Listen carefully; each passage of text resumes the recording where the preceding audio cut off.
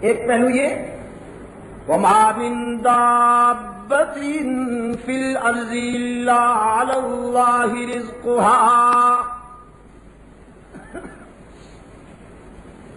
وَيَعْلَمُ مُسْتَقَرَّهَا وَمُسْتَوْدَعَهَا كُلٌّ فِي كِتَابٍ مُبِينٍ۔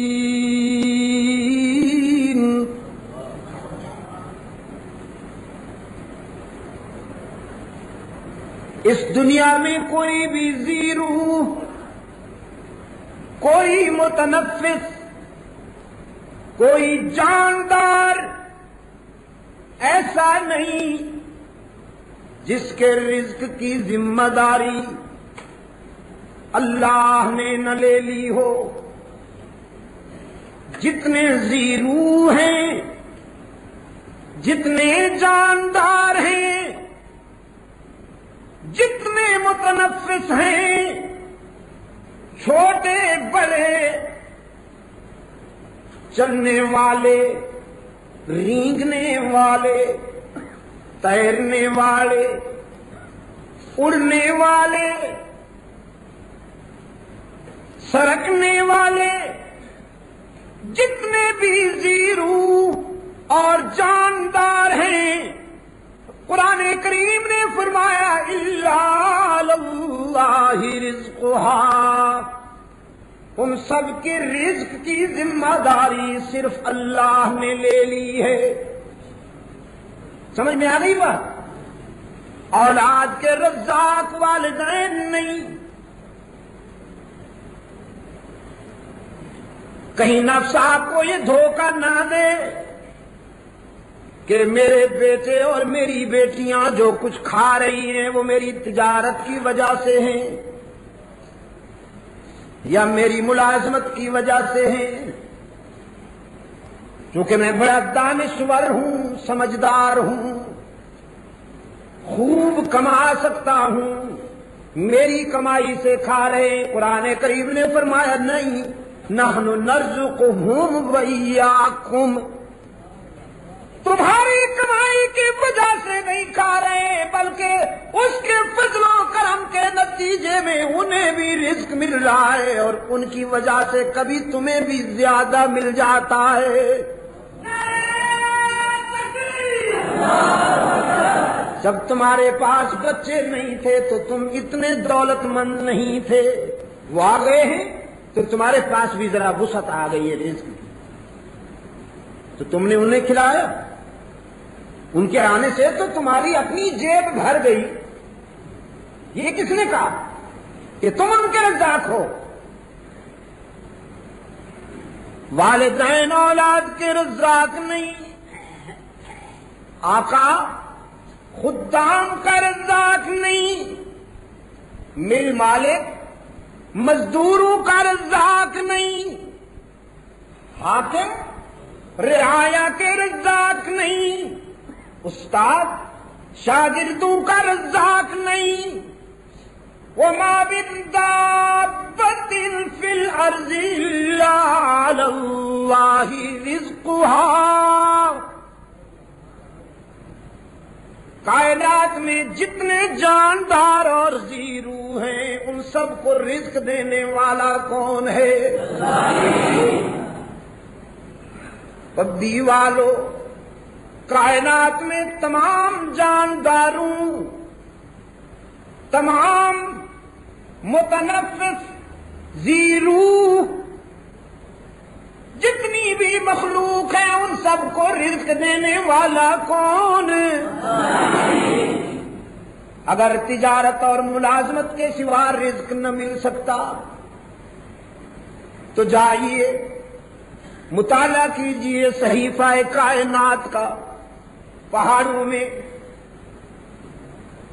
جا کے دیکھیے اللہ کی کیسی مخلوق پڑی ہوئی ہے، آپ سے بھی زیادہ صحت مند۔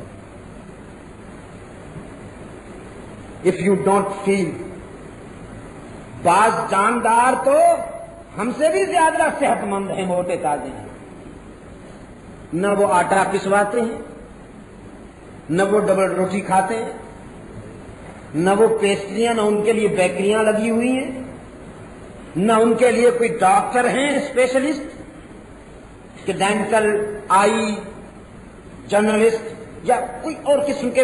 ہمارے تو ہر مرض کے لیے علیحدہ ڈاکٹر بیٹھا ہوا ہے نا، ان کے لیے کوئی وہ نہیں ہے سلسلہ. صحیح وقت پر، ٹھیک وقت پر انہیں رزق مل جاتا ہے. جب رزق وہی دیتا ہے تو آپ سوال ہوا الہ العالمین پھر رزق اتنا کیوں نہیں دے دیتا جتنا ہم چاہتے ہیں؟ تو جب تو ہی رزاق ہے، تو ہی دینے والا ہے، تو پھر ہماری خواہش بھی پوری کر دینا. اب اس کا جواب قرآن نے دیا، فرمایا لو بسط اللہ الرزق لعبادی وما من دابة في الأرض إلا على الله رزقها ويعلم مستقرها ومستودعها كل في كتاب مبين.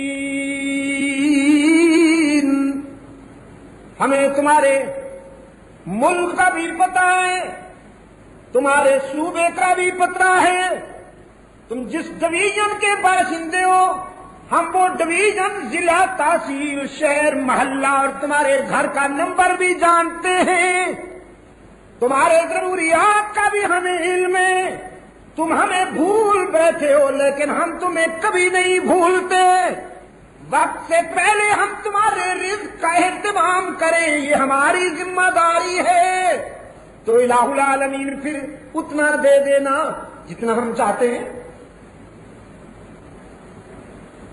کسی اور کو پتہ نہ چل جائے ہم کیا چاہتے ہیں، لیکن تو جانتا ہے نا. اس کا جواب دیا قرآن کریم نے، لو بسط اللہ الرزق لعباده لبغوا فی الارض. اللہ اگر تمہاری خواہشات کے مطابق تمہیں رزق دے، اس کے خزانے میں کوئی کمی نہیں آئے گی، لیکن تم برداشت نہیں کر سکو گے، تم آپے سے باہر ہو جاؤ گے. گلاس میں اتنا ہی پانی آنا چاہیے جتنا اس میں سما سکے،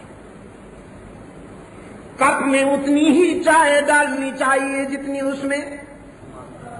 اگر زیادہ ڈالو گے تو اچھل پڑے گی، گر جائے گی. اب تعالیٰ نے فرمایا تم اتنے سمجھدار ہو کہ اپنے برتن کا ظرف دیکھ کر چیز ڈالتے ہو، تو میں بھی تمہارا ظرف دیکھ کر تمہیں رزق دیتا ہوں تاکہ تم اچھل نہ پڑو، تم آپے سے باہر نہ ہو جاؤ. یہ دوہری مہربانی ہے کہ رزق بھی دیتا ہے اور ہمارا ظرف دیکھ کر رزق دیتا ہے. آج تمہیں اتنا رزق ملا کہ تمہارے اندر عاجزی بھی موجود، تمہارے اندر تواضع بھی موجود، انکسار بھی موجود، رشتوں کی پہچان بھی موجود. پراٹھا نہ صحیح، ہاں جی، سکی روٹی صحیح، پراٹھا نہ صحیح نا جی، چرغا مرغن نہ صحیح، دال ساری صحیح، لیکن باپ کو تو پہچانتے ہو نا، بھائی کو تو پہچانتے ہو نا، ماں کو تو پہچانتے ہو نا، بہنوں کو تو پہچانتے ہو نا، اور بیوی کو تو پہچانتے ہی پہچانتے ہو، وہ تمہیں پہچانتی ہے تم سے زیادہ. لیکن اگر تمہیں زیادہ مل جائے تو پھر باپ کے سامنے بیٹا بننے کے بجائے باپ بننا شروع ہو جاؤ گے. پھر تمہیں رشتوں کی پہچان نہیں رہے گی، فرعون بن جاؤ گے، تمہارا توازن بگڑ جائے گا. یہ میرا دوہرا کرم ہے کہ میں رزق بھی دیتا ہوں، تمہارے ظرف کے مطابق دیتا ہوں تاکہ تم آپے سے باہر نہ ہو جاؤ. اور یہی ہے جمعے کی خصوصیت کہ بات ادھوری وقت پورا.